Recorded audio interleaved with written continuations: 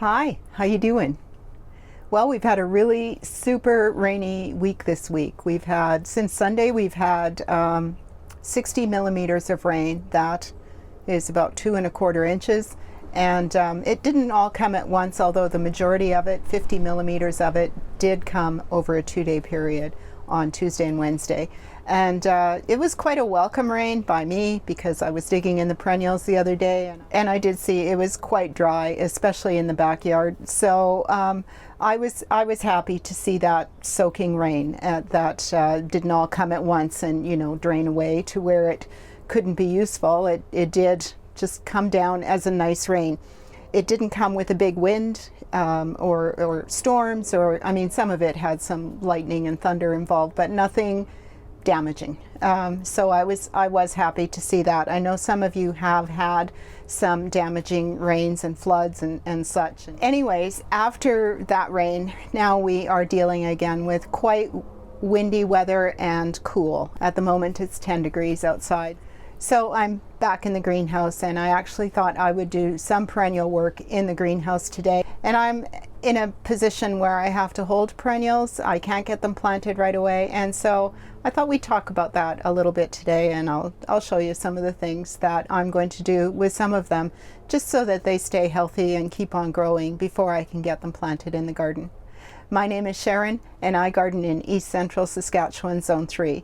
Welcome to my Sask Garden.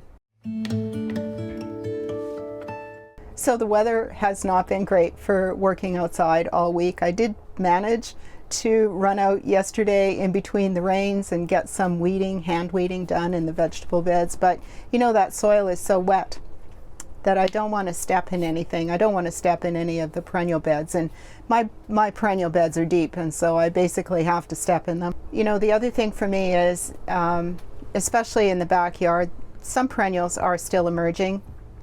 They're slow this year, very slow, especially in the shadier areas. I was digging around the other day looking for a painted fern that I planted last year that is showing no signs of life. And I moved some of the mulch, and then I was digging under there, and I thought, wow, that soil's really cold. I should have gone and gotten a soil thermometer and taken the soil temperature. But I bet you it was no more than 10. It was quite cold, that soil under the mulch. So I think I'm going to have to rethink those shady areas with respect to mulch in the spring. I don't remove my mulch generally. It's there, and I do move it away from some plants occasionally, and I think that's going to have to happen a little bit more. Either take it off completely in the spring, or definitely spread the mulch to get the soil warming up faster. In any case, I do have perennials that I have been buying, and they are waiting. Now, I did mention in a previous video that I've already repotted some, and I had to do that because they were just seemed to be planted awful. They were tight in the pot. They were overfilled, so that when you watered, it didn't really soak in at all, and so I just went ahead and repotted them. I've since bought a few more. So I thought we'd go over what I have out there and what needs to be done. 3 of them in particular I'm going to split from 3 into 12, and I'll just show you my process on that as well. So first of all, we'll just take a little walk out to my holding area. I'll show you where I'm keeping them and why I'm keeping them where they are, but then I'm going to pull the cart over to the front of the greenhouse, and I'll just bring some in and we'll talk about them a little bit more. So mostly because of the wind, I have been keeping the perennials just on this cart in this area, but you can see today that doesn't matter because it is windy out here today. In the past couple of days, we've had a few warnings of severe weather, which could have involved a great deal of hail. So I actually just pulled that wagon over here to underneath the canopy of the apple tree. There's also a spirea shrub, a bridlery spirea, just on this side that's quite large. And so it would be quite protected under there. It wouldn't necessarily, stop everything, but it would definitely help the perennials from sustaining too much damage.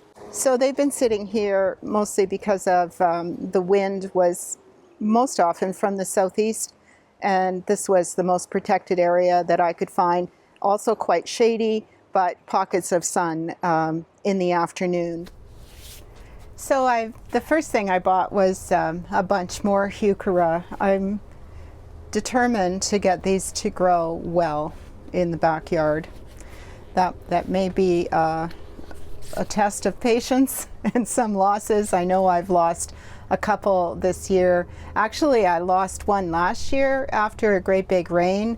So I may do some things differently this year when planting, and one of those things is I may add some gravel into my planting holes before I transplant them in. And my soil in the back is quite heavy. It's a lot of clay. It's quite a heavy, dense soil.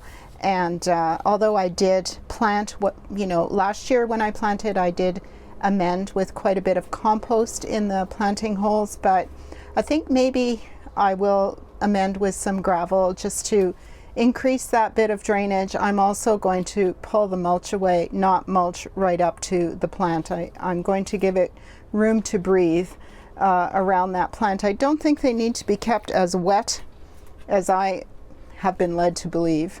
Anyways, I'll just go over them. I think all of these are proven winners, although because I repotted them, because I'm waiting with them and I repotted them, these all came in quart size.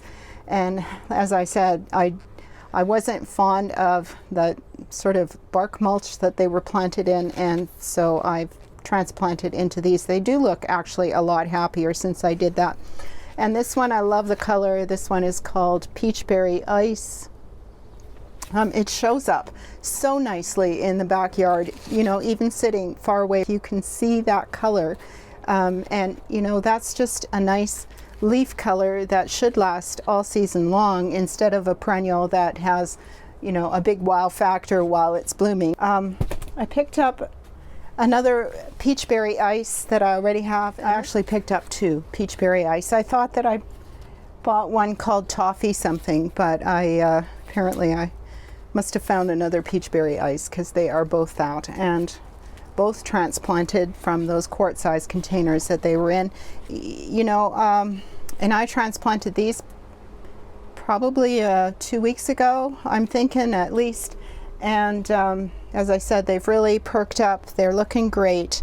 And it may be another 2 weeks before I actually plant them out. So that's why I did that. Instead of having them suffer in what they were planted in and in those small pots that they were planted in, I just elected to do this. And they're gonna turn into much nicer, more expensive. If I was buying them in this size, they would be a lot more expensive.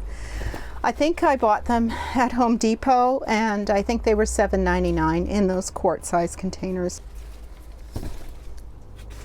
Two more I bought that I think I already have are called Dressed Up Prom Dress, and they have that nice darker foliage with the silver kind of cast to it. It's really pretty. The tag says that they stay relatively short at 8 inches.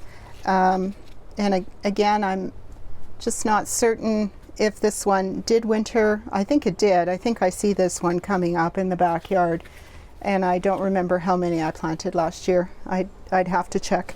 Anyways, two of those, and also I repotted these into just a better mix, and I took away some of that bark that they were planted in. So two of those. This one is Silver Gumdrop, and I feel like this is the one that died on me last year. Pretty sure it is. So I'll give it one more try, and if it should die again, oh well.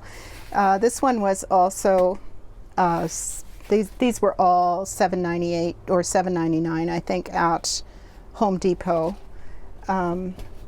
So I thought that was a really good price for a proven winner perennial. And this last one is Black Pearl. And I don't recall if I bought this one particularly last year or not, but I'm a sucker for that dark leaf foliage, so even if I do have one, I'm sure I can find a spot to put this in.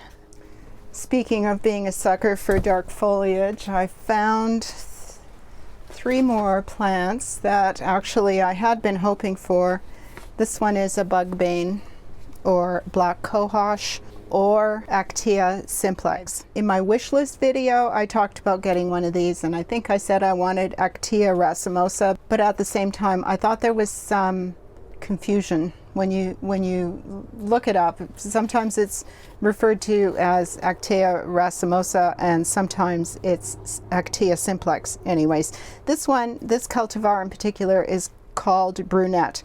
Same thing with this. When I look it up online, it sometimes refers to it as Actea racemosa, but whatever it's called. What I wanted was that dark foliage and pink flowers, and that is what this is supposed to develop into. Now this says the height will grow 59 to 70 inches. It likes full sun to part shade, hardy zone 3 to 9. It's supposed to bloom September to October, so a late bloomer. If you would plant it in sun, you'd probably get that earlier season bloom. Foliage form is clumping, moderate water. Also, the width is 60 to 75 centimeters, or 23 to 29 inches. So, that'll create a nice clump over time, hopefully. Also, in my last video, I talked about a dark astilbe. It's not available yet, but this one is. This one is called Dark Side of the Moon. It's a dark leaf astilbe. It's also proven winners. It grows higher than some of the other astilbes. This one is 20 to 22 inches tall. Spacing is 24 inches. Perennial in zones 4 to 9. So there's some risk there when it's perennial zone 4 to 9. It says it's hardy down to minus 30 Fahrenheit for full to part shade. This will go in a part shady area for me. And I do like these dark leaf plants in particular, and also the astilbe seems to be a really good fit for the backyard, for that part shady area in the backyard. Rounding out the dark leaf foliage, I bought another Boom Chocolata perennial geranium. I really like this plant. I have one planted in the rock garden. It's up and growing beautifully. I think this might be, if it's not year 4, it's definitely year 3. So it has come back quite a few times without any issue. No, waiting for it to emerge or coming up really slow or weak or anything like that. It's been very good. It says the height is 24 to 26 inches. I feel like mine with the blooms is a little bit taller than that. It makes a nice, good size clump, and also perennial in zones 4 to 8. As I said, mine is coming up and growing quite nicely. It has a beautiful bloom. I'll actually put just a picture of what mine looked like last year. It really was quite stunning. So, Boom Chocolata perennial geranium, and also mine is in the rock garden and planted in full sun. Another perennial that I planted is the Bejeweled series of penstemon. The one I planted in the rock garden, or perhaps 2 I planted in the rock garden last year, are up and growing nicely and forming blossoms actually. So it's going to start to bloom soon. These are called pink pearls. This one might be a different one. It might be mislabeled just because the pink is a different color. I think there might be one called Ruby, or something like that. Anyways, it doesn't matter as long as it's in the pink coloring. For me, I'm usually quite happy with pink. It says it grows 14 to 16 inches tall. I'd say mine is probably that, with a spacing of 20 inches, so it doesn't grow too wide. And again, zones 4 to 8, hardy down to minus 30 F. Like I said, mine is coming back looking quite nice. I'm pretty sure I have 2, perhaps 3. I think there's also one in the backyard that is coming up, and without issue. So it might be a little bit hardier than what's stated. I just noticed that this tag says rose rhinestones, also in the Bejeweled series, but the color is rose rhinestones, so that would be the darker pink. and then the pink pearls would be the two lighter pink ones I got. These also I have repotted. They were in small quart-sized containers. I've had them for a while as well. So they're growing well. You know, they're gonna make a nice root structure in the pot, and by the time I plant them out, they should be a fairly well-established perennial. And those penstemon would be for a full sun location. For a shady location or a part shade location, I bought another pulmonaria, also known as lungwort, and this one in particular is called Spot On. Now, if mine, where I have them planted in almost quite a bit of shade, if they do decide to come up, I'm going to move them this year.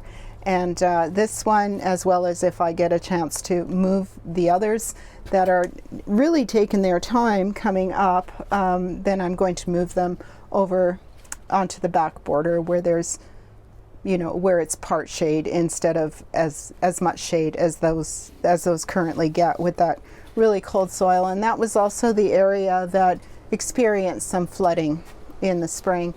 So I think it's probably best move. I think that whole area, especially that one bed where the lungwort is planted, I have to rethink that and maybe go with something different there. Anyways, one more of those. As I said, this one is called Spot On, and these grow, they're short as well, 14 to 16 centimeters, zones 3 to 9. They have a spacing of 18 inches, so they're not going to grow massive. And they get pink and blue blooms on the plants in late spring. Where mine are planted in fairly deep shade, they didn't bloom that early for me last year, and so it is going to depend on location, how quickly they pop up. Deep shade, I wouldn't recommend this for deep shade. Just going from the experience that I have, I wouldn't recommend it for deep shade. That nor the Brunnera, I wouldn't. I think they could do with just a little bit more sun and warmth and poking up out of the soil a little bit earlier than mid-June. I've been hanging on to these for probably 6 weeks, and it's a good thing that I did repot them. They were also in small, probably quart-sized containers.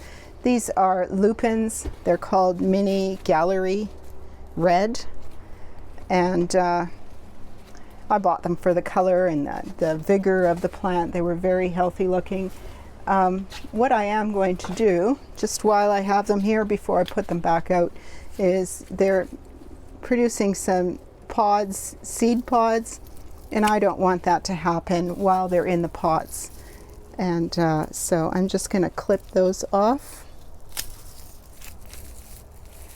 You know, they're still pushing out nice blossoms. Any of the seed grown lupins that I have don't do that.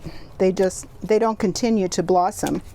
They kind of blossom once, and you know, that's kind of it for them. So I'm hoping these will be a little bit better.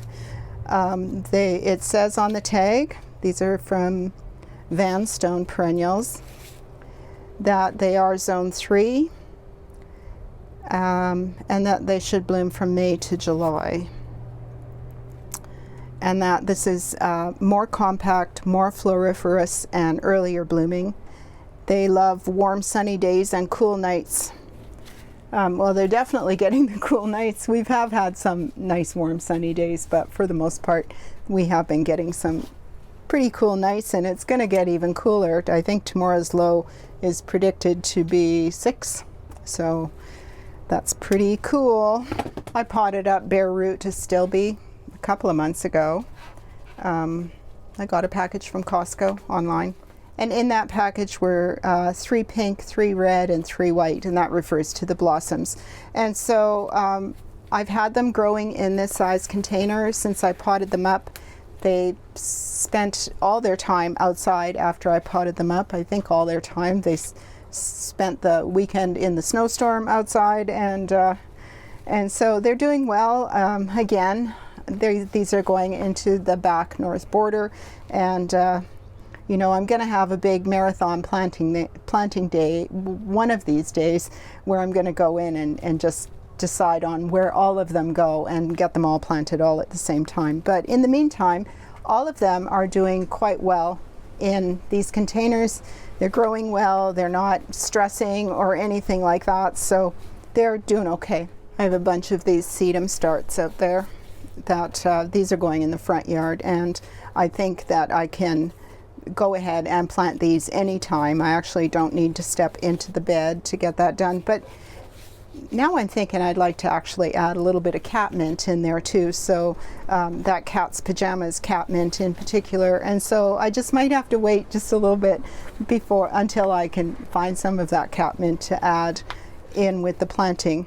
Might be nice. The catmint would provide a very early bloom, and it wouldn't get too big, and so I think that might be nice. And when I say early bloom, the cat's pajamas catmint that I planted in the gravel garden last year is blooming now, and so it is, you know, an earlier bloom certainly for a zone 3 environment. It is an earlier bloom, and it would be planted in full sun.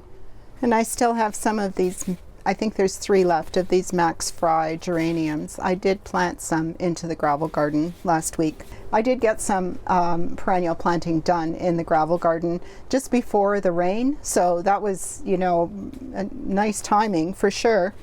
I looked at the root ball on these just earlier today to see if they would need some potting up, and although they are a little bit, you know, starting to twist and wind a bit, I don't think they're terrible. They're certainly going to survive another week or two before I get them planted out. I think there's 3 left of these, and they will continue to stay in these. So this is the size. When I say a quart size container, that's basically the size that I'm talking about, is that 4.25 or 1.7 pint is what it says on there.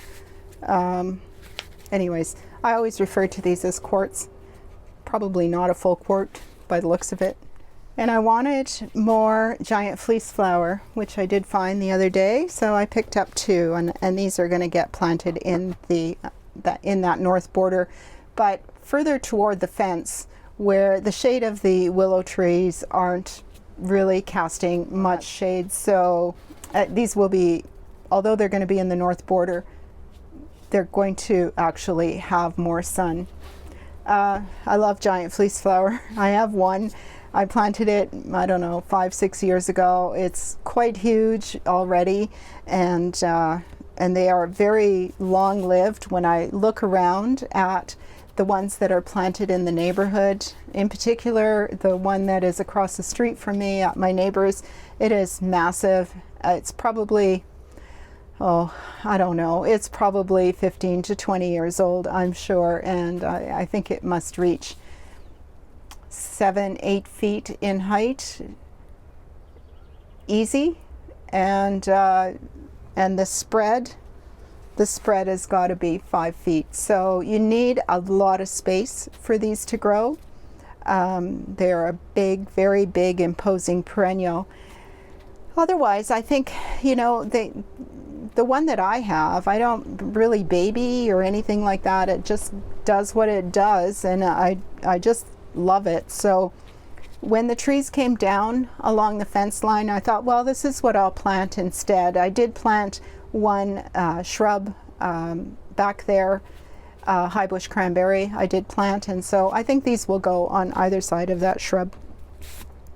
This says it'll grow 35 to 47 inches high and 36 inches in width, and I'm telling you, don't believe that, because they will grow bigger. I don't know if that's maybe in a 3 or 5 year period that they'll grow to that, which could be. You know, they just get bigger and taller over time, and it's hardy to zone 3. I haven't had any hardiness issues with the one I have planted, and there's, you know, it's not like it's protected or anything like that. It's just kind of out in the open in the work area. So I bought 2, very tall. And the first thing that happened was a stem broke off this one because they were so tall. And the second thing that happened was a stem broke off this one, and I'm actually going to trim these because they are too tall. If they don't break now, they're going to break once I plant them into the garden. So I have these trimmings, and I have this one. I just stuck that in there. I have this one that broke off earlier today or yesterday.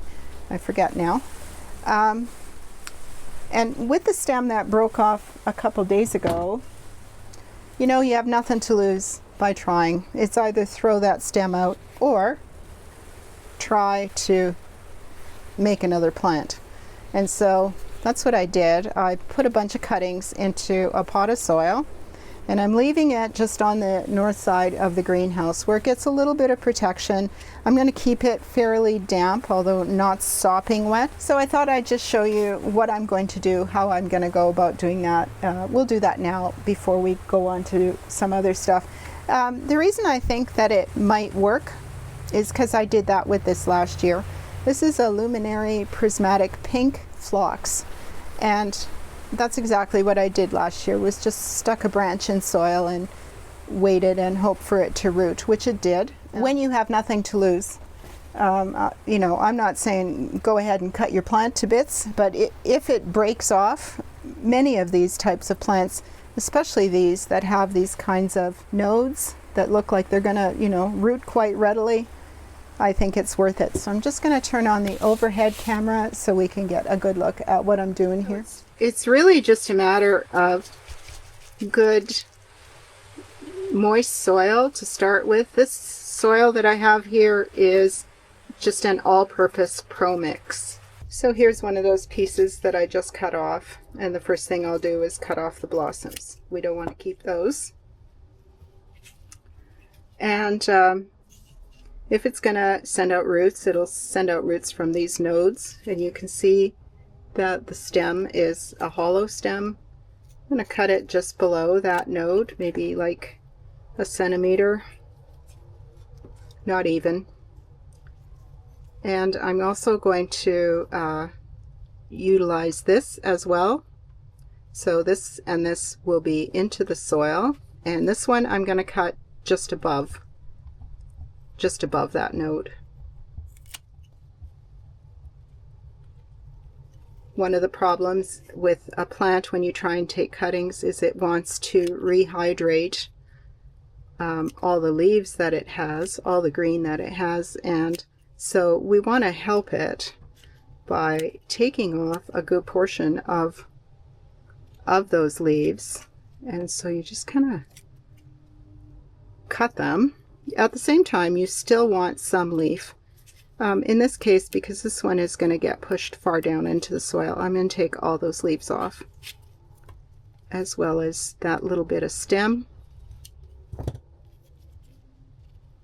I'm going to take that and I'm going to push it all the way in so that just those top leaves are kind of still sticking up. So again, I'm going to cut this just below that lower leaf node. I'll take off all of those because this entire leaf node will be under the soil. This one I'll cut off that big leaf, and these leaves are pretty small, so I'll just nip off just a bit. And all of this will get pushed down into the soil.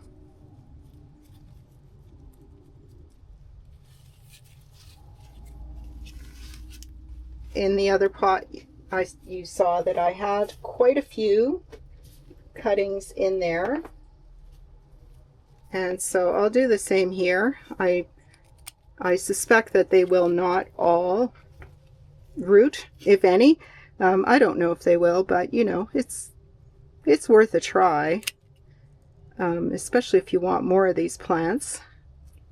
I don't particularly, but I'm always up for a bit of a challenge. And so the other thing is I could probably find room for more if I wanted.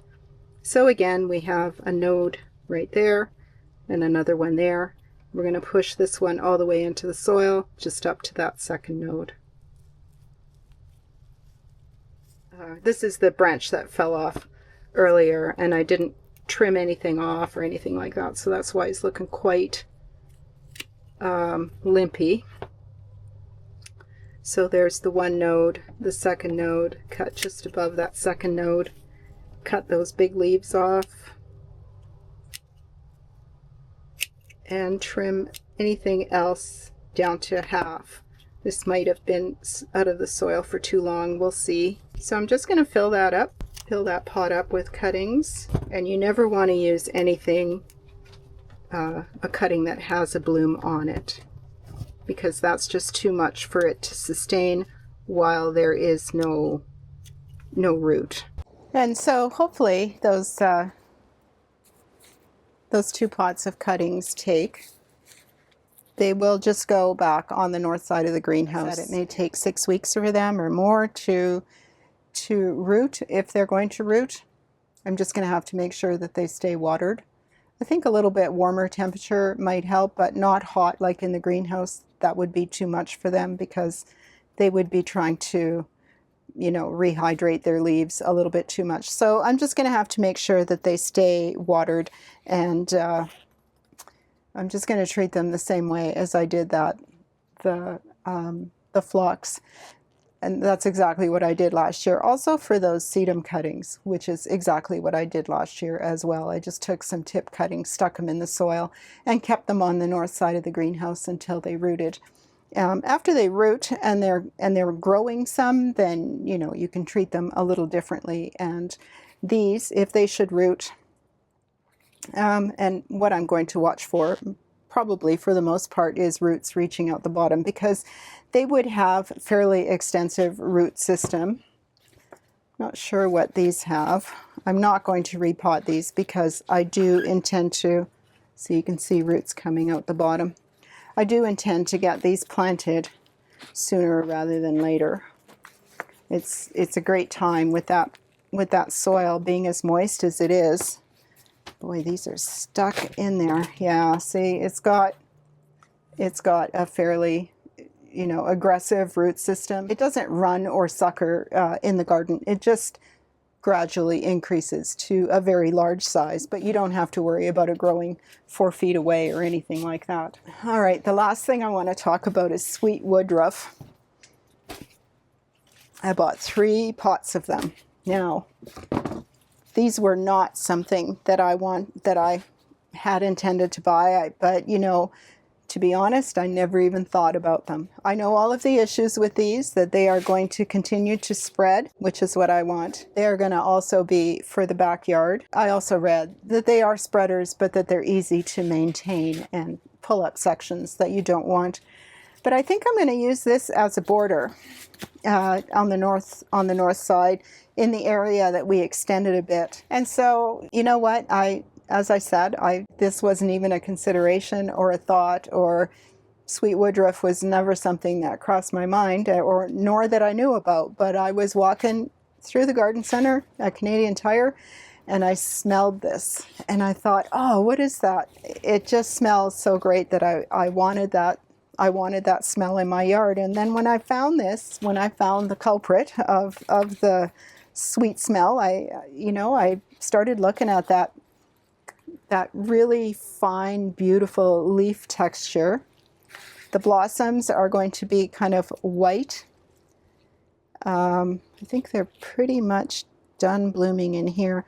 The blossoms are minuscule. They're really nothing over the top, but the foliage, the thickness of it, I think it's going to compete very well with, say, grass, like quackgrass or crabgrass or anything like that. I think it's going to compete quite well with that, or any other kind of weeds. I'm not sure that dandelion would actually take hold in that. So thick in there, and that thickness is part of the reason that I need to work on these today. So sweet woodruff is hardy to zone 3, minus 40 C. Spreads, great performer in part shade to shady spots. Fragrant white flowers cover the fresh green semi-evergreen foliage in spring. It's easy to divide and deer resistant is what it says. I don't need to usually worry about deer pressure in the summer. Having said that, I did find tracks in the gravel garden the other day, so those darn deer. So yeah, these are really thick, super thick. I can only imagine what it's going to look like in there. So I'm going to take these 3 and I'm going to make 12 at least, because, oh yeah, look at that. Oh my gosh. Why does that not want to come off? I think that something is stopping it. It might be that tag. Yeah, it was that tag. Just look at that. That's huge, the poor thing. So this is how it's going to spread with these little runners by the looks of it. It's not too rooted too badly down here, but certainly it is shallow rooted. That just by looking at this plant, at all these roots right here, that's what that tells me, is that this is a very shallow rooted plant.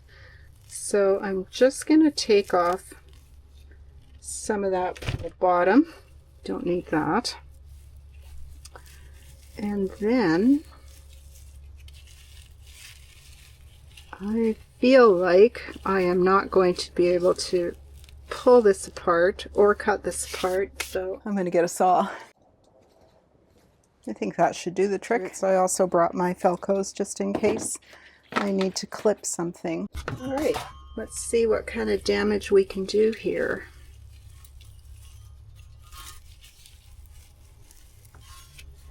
How are we doing? Good.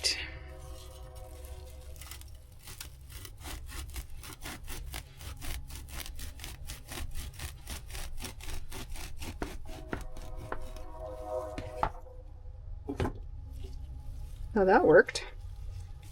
So I have 2. I'm going to make 4 out of each plant. I just don't think that the saw is going to hurt it at all. Just strikes me as that kind of perennial that is not going to be bothered by this kind of treatment.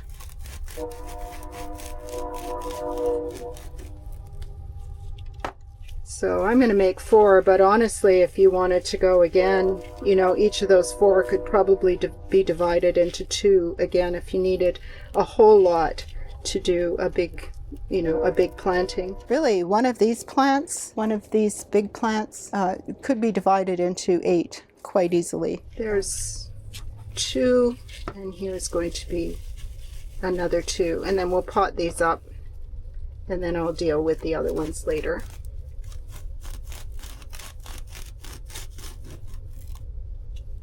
I'm going to pot them into this size container,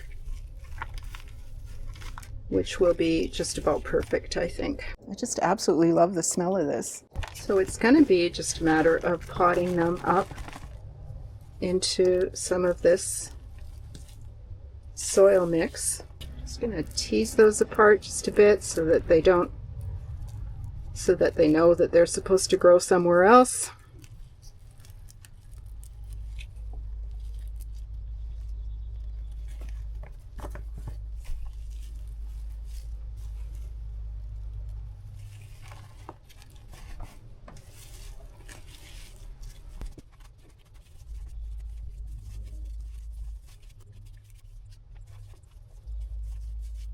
So there's one. That's I love that leaf, that fine leaf. This is actually going to go in front of a bunch of hosta plants and the astilbe as well.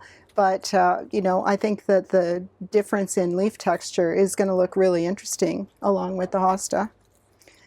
The other thing is it's going to all be the same color, which will be nice in that area too. All right, so this is going to get watered, and these are going to also stay just on the north side of the greenhouse just to help them get rooted and wait for the day that they get planted out. I doubt that they'll fill the container before they get planted out, but this will at least give them some chance to start spreading their roots a bit. So here we go, from 3 of those containers into 12. And again, I think there could have easily been 24 of them. You know, they could have been divided even more without too much trouble. And that is sweet woodruff. Okay, that's it. Thanks very much for hanging out today. I do appreciate it. And I really do appreciate you taking the time to watch this video today. I'm thankful for each and every one of the views that I get on my videos. I really hope you find the information helpful and or informative or enjoyable in some way. And if you do, give me a thumbs up, maybe a hype. And if you haven't yet subscribed, I'd love for you to do that too. I hope you're doing well. See you soon.